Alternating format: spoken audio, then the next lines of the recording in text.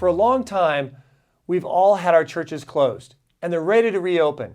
Some of them already have reopened. Some of them have partially reopened. Some churches, many churches, haven't opened at all. Well, we're going to talk in the second part of this segment about how your church can reopen, both safely and legally.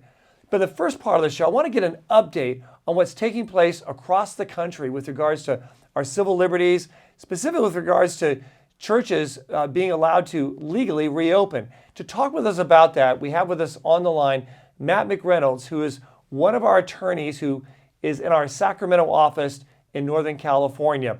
Matt, let me just ask you right up front. We see very clearly there are different states with different policies. We have red states seem to be more accommodating of churches, allowing them to reopen at least partially. But then we've got some hostile states that are not being very cooperative, particularly on the West Coast. For those in the Midwest and those on the East Coast, can you give us an update on what's taking place here on the West Coast?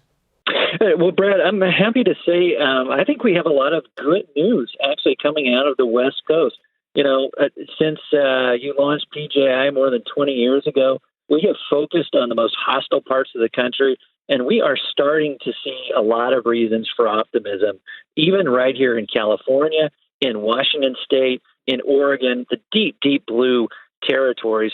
Just one example of that, here in California, almost half of our counties, more than 20 counties, have entered a new stage of reopening, and I think we're going to see church activities being able to restart in the very near future in a lot of even deep blue California. See, that's very encouraging. 22 counties. That's really good news. Now, we have some particular opportunities that have come up in, I understand, in Northern California, San Francisco Bay Area. Tell us more about what's happening there. Sure. Well, Brad, as we've entered the later second stage, as our state officials call it, here in a lot of Northern California, there are still restrictions on churches being able to have typical, normal, indoor types of worship services. But the good news, Brad, is that we see some opportunities as, for instance, dine-in restaurants have opened here in California. And I haven't heard anybody else talking about this outside of our offices, but there are opportunities, Brad, for churches to think about renting out those dine-in restaurants to have perhaps a meal and a service, to take advantage of what is being opened, to mirror that as closely as they can, and, you know, to turn it into an unorthodox but very meaningful type of service. I love that idea, because what's the government going to do? Say, well, you can have an open place to eat in a restaurant, but not if you have someone preaching or if there's Christian music being played? That would be totally irrational. It'd be total hostility to religion. I think that's a very smart move. And I want to encourage you out there, if you're a pastor of a church, if you're thinking like, you know, how can we have a church service, but we don't want to break the law and have an in-house service that's not legal in our part of the state of California or in the state that we're in.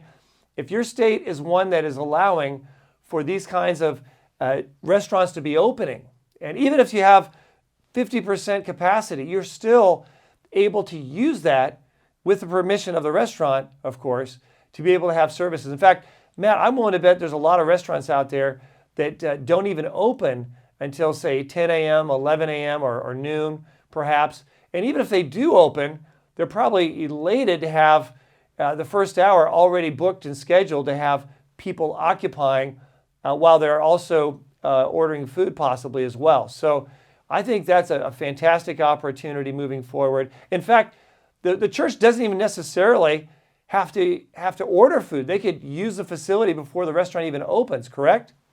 Sure. And Brad, what we're encouraging churches to do, and keeping in mind, we're talking about the most hostile places.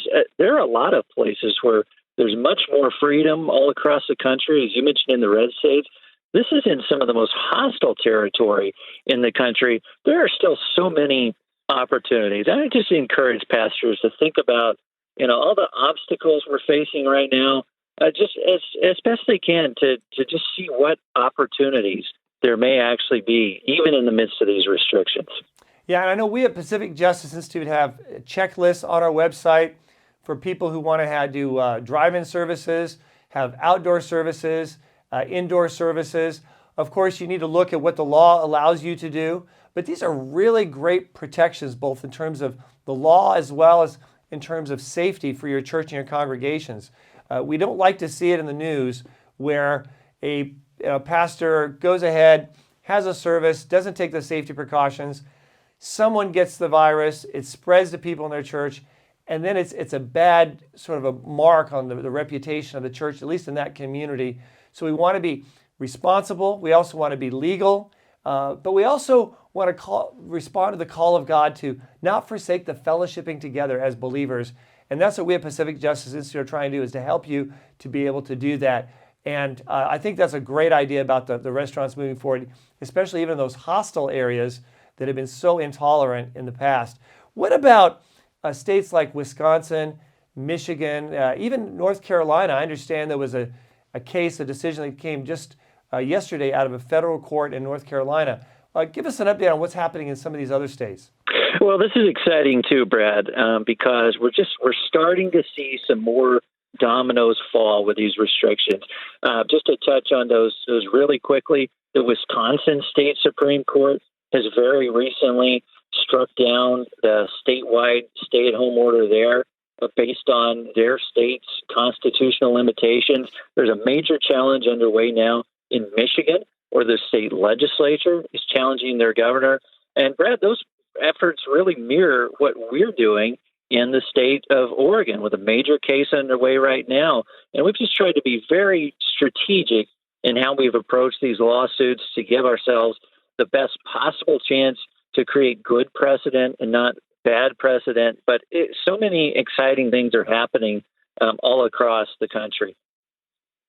Yeah, and I know there was a case just recently came out of the state of North Carolina where the judge said, look, this state of North Carolina, your restrictions that you place on churches and others, this isn't justified because there's all these other states that allow churches to meet, that allow people to be able to gather.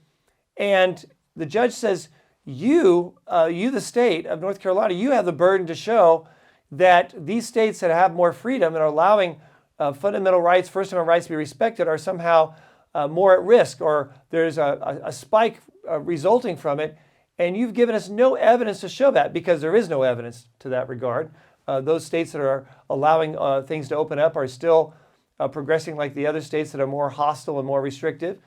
So it was a fantastic decision where the judge just pragmatically stepped back and said, you as a governor and the state of North Carolina, you cannot just willy-nilly, if you will, just go out there and put your restrictions on fundamental rights and not be able to justify it and prove it, particularly now that we have the data and the evidence to clearly show that it's not necessary, particularly when we reference it against other states that are allowing our fundamental rights to be respected. So I think that was a great decision, a great case moving forward. And Matt, what are your final words of encouragement for pastors who may be listening to this broadcast right now? Perhaps they're thinking about opening a church, or maybe they should just keep it not open until their hostile governor says it's okay. What are some of your advice and thoughts to them as they're working through these issues? Well, first off, Brad, I would say that patience is paying off. We are seeing that. We've already seen that all across the Middle America. We're starting to see that even in the most hostile East Coast, West Coast areas. But I'd also mention, Brad, too, in a large sense, I hear sometimes a lot of people talking about just wanting to go back to the way things were, just wanting to go back. And I would caution pastors, and believers as well. I think we need to look at this maybe a little bit differently.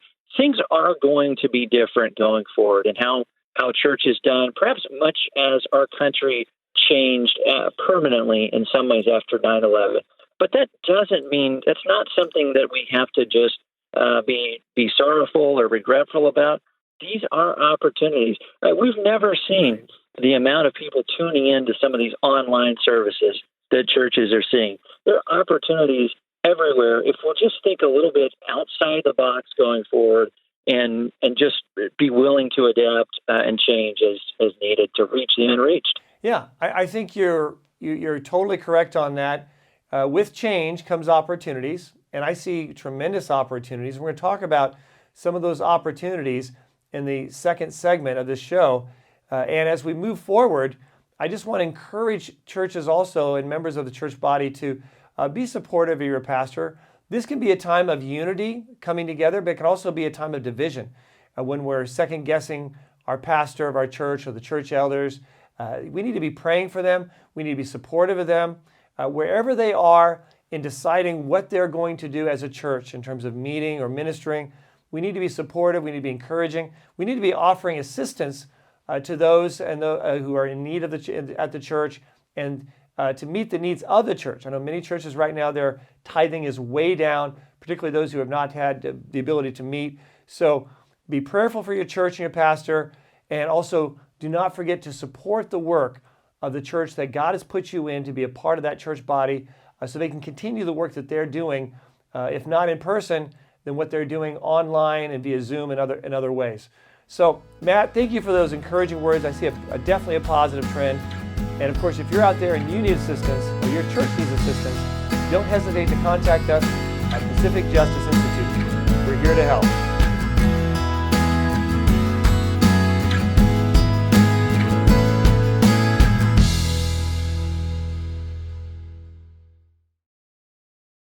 Parents across the state are keeping their kids home from school today. They say the new sex ed program is too inappropriate, adding the curriculum sexualizes children as young as kindergarten age. They were protesting new guidelines for sex education in public schools. They're concerned that a new sex education curriculum goes too far and takes away their parental rights. If it's in California, I know many other states are doing it as well. This is not far behind. It's going to be everywhere. We at Pacific Justice Institute have been fighting this for quite some time, but never at the degree and the level that we're dealing with it right now. That I didn't think was quite necessary for 10-year-old kids. If parents knew what was happening, I think they'd be very, very alarmed. The California Healthy Youth Act now requires that school districts cover topics like gender identity, gender expression, and abortion. For fifth graders. It's not age appropriate, it's not medically accurate, it goes way beyond the law. If it feels good, do it. This is for fifth grade as well. This is still in the framework. This is for third grade. And only they, meaning 6-year-olds, know what they are. It's in government, it's in our medical societies, it's activists promoting this. And they all said this is inappropriate. Children cannot process this information. It's harmful. Whatever they're doing is not working. This isn't the way that I would want my own children taught about something as important as this in their life. So the California Department of Education still believes these books are appropriate. And these are the people that are making decisions over our children's education. This is one of these battles in life where you drop absolutely everything and you go to the hills, because this is the hill I die on. You can't teach this in an unbiased way. It's a moral topic. When we tell parents, they're livid, they're angry, because they want to protect their children. We will stop at nothing to protect our kids. Don't be afraid, don't be discouraged, don't be intimidated. Parents have to be vigilant, they have to be insistent. All you have to do is start educating yourself. The districts and the staffers are very good at misleading parents. Without question, there is a growing movement of parents across the country who are speaking out and objecting to what's taking place. It doesn't matter your race, it doesn't matter where you're from. If you've got children, you're going to care.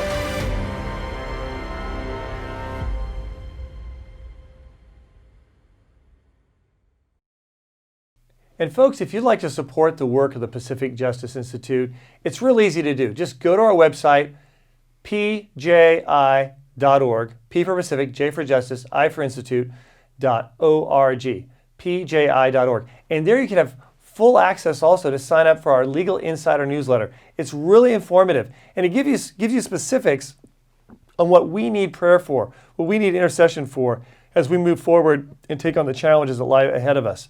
Also, we have other resources as well, like the checklists on how to reopen your church legally and safely. So go to our website, pji.org, and take advantage of these resources. And I want to thank all of you thoroughly for your willingness to become a part of our team at Pacific Justice Institute. You know, we have some great news before we talk about some of the specifics about church reopenings, and that is a new office that we just opened to serve a part of the country where the cries of pastors and churches could not be ignored.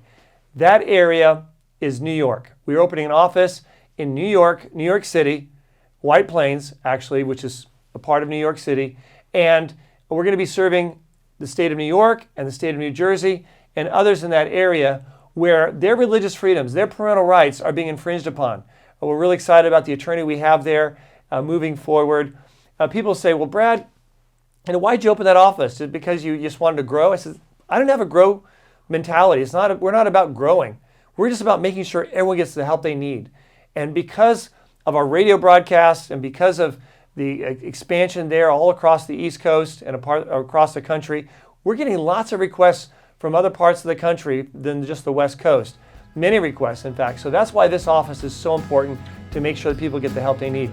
If you need assistance at any time, no matter where you are in the United States, do not hesitate to contact us at Pacific Justice Institute.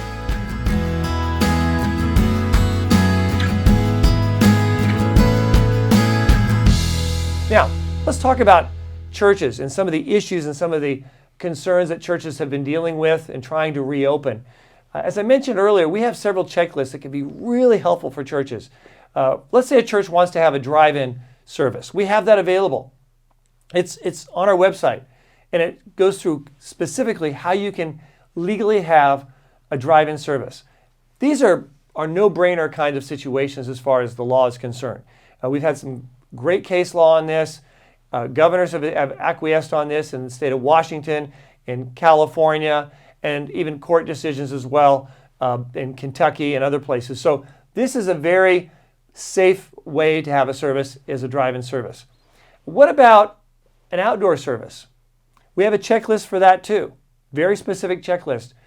Well, as it turns out, outdoor services are legal in many states across the country, but we have some states who have been really hostile so that they're technically not protected. In states like California, for example, in a lot of California, a lot of New York do not allow outdoor services, and yet they are legally easier to defend than an indoor service, because an outdoor service is somewhat analogous to having a demonstration or some kind of outdoor event that has been allowed under the law to occur. So if people are allowed to protest and demonstrate, then they should also be allowed to gather to worship. In fact, outdoor services are usually more spread out, more orchestrated, and more safer because they're focusing on making sure they're doing everything right. Everyone's wearing a mask, for example.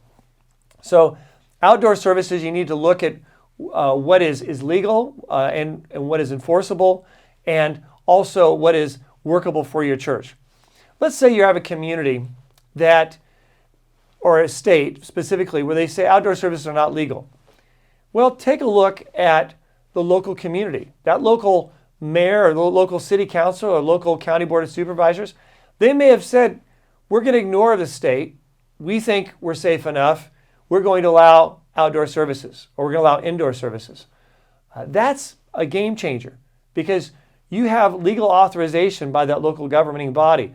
Also, you could have a situation where maybe the board of supervisors or the city council hasn't decided that you can have an outdoor service, but in reality, the law enforcement, whether it's the sheriff and you're in the unincorporated area, or it's the local police department, you're in a city, and they say, look, we're not going to enforce it. We're just simply not going to enforce it. We've seen this in a number of states and communities across the country, where local governments and local law enforcement say, we're not going to enforce this. We don't agree with this. In our community, there's not a big risk here. This isn't reasonable. This isn't constitutional. So in that situation, you have a lot of freedom. Even if you're in a state that may be a blue state and very hostile, you still have localities that give you that protection to do that. Now, we at the Pacific Justice Institute, I as an attorney specifically, licensed in the state of California, licensed in the state of Texas, in no way ever encourage people or counsel people to violate the law. I'm just giving you information, though, but it's very important to understand the consequences, because churches want to know, practically speaking, what are the consequences. On one hand, you have the Constitution, you have the standards set up by the Center for Disease Control, but then you have state governments coming down with their orders, which are more strict or maybe potentially violating the Constitution. But then you also may have local governments then that say, no, we don't agree with that state authorization. So you want to take a look at that, and you want to contact Pacific Justice Institute for specific counsel, for specific assistance. But some churches say, we're not sure, we're not really comfortable having an indoor service for different reasons. Well, they can, if they don't want to have an indoor service and they don't feel comfortable with an outdoor service and a drive-in service doesn't work, there's another option, and that is for them to have home group meetings. Home group meetings where in small groups, maybe 10 or less, meeting in churches, or meeting in homes, should I say, or you have them gathering together and meeting in the backyard using the same safety measures and precautions as we have for outdoor services. That's a very low risk in terms of consequences. It may not be legal, so you want to check the law on that, but as far as the consequences go, that's probably one of the safer measures if what you're thinking about doing is technically in violation of a state mandate or a local mandate for that matter. So you want to be very careful and pay attention to that moving forward as to what your options are. Also was mentioned in the first segment of the show, which was very encouraging, is to be creative. Take a look and see whether or not your state or your locale is allowing for restaurants to open, indoor, in-seated restaurants. Now, that restaurant may have 50% capacity, may require every other table to be empty. But if you can have a church service in the restaurant, that would be fine. That's protected. You don't even have to order food necessarily. You can have it before the restaurant opens up, and you can rent the space from the restaurant. They'd probably be very happy because a lot of restaurants are really suffering all across the country. So that's something to look into as well moving forward. Some of you are in a church and you want to have an outdoor service, but your church doesn't have the ability to do so. Well, you might want to talk to a friendly entity, maybe a business that has a parking lot that doesn't mind you having an outdoor service in their parking lot. Maybe Hobby Lobby has some space, parking space, and they're not open at certain times. Maybe they'll accommodate you or some other business. Just take a look at your factors and the possible resources out there. And I think you'll find that many in the body of Christ who are business owners and may have the resources are willing to work with you to enable you to have your church come together and have fellowship once again. The fellowshipping of believers is so important that we can't take it lightly. At the same time, we also want to be responsible and lawful. I saw an article recently about a church where one person in the church was discovered to have had the COVID-19. And because of that, allegedly, 180 people in the church were quote-unquote exposed. Well, this is really disheartening to so many because we don't, as Christians, want to look like we're sloppy. So that's why we came out with this checklist. And we encourage you to be very sensitive to the risk elements that we're facing. On this checklist, we deal with all kinds of things, like sanitation, how to keep things sanitary, how to review, how to have people enter and exit in a way that is minimal, how to do baptisms and communion and tithing in a way that is very safe and very responsible. In fact, the checklist that we recommend, folks, is actually, I would say, above and beyond anything else out there that any business is using. So it's very safe and very helpful and very, very protective.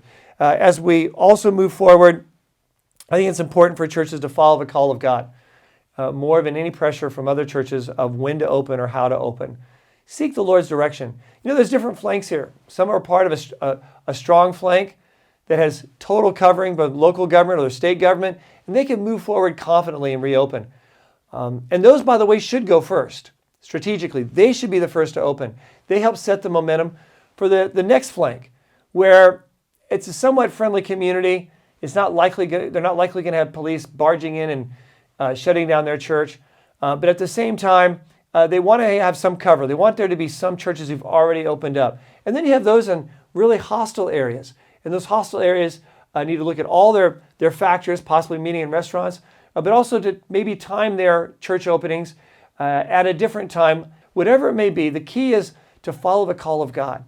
Among the challenges we face today, there's great opportunities to reach out to our communities, to invite people in that community to attend that small gathering in your backyard, the Bible study you're having, the church service you're having, to be able to reach out to the elder in your community who need to have groceries or medicine picked up, or be able to reach out to people and to serve them with the love of Christ at this time.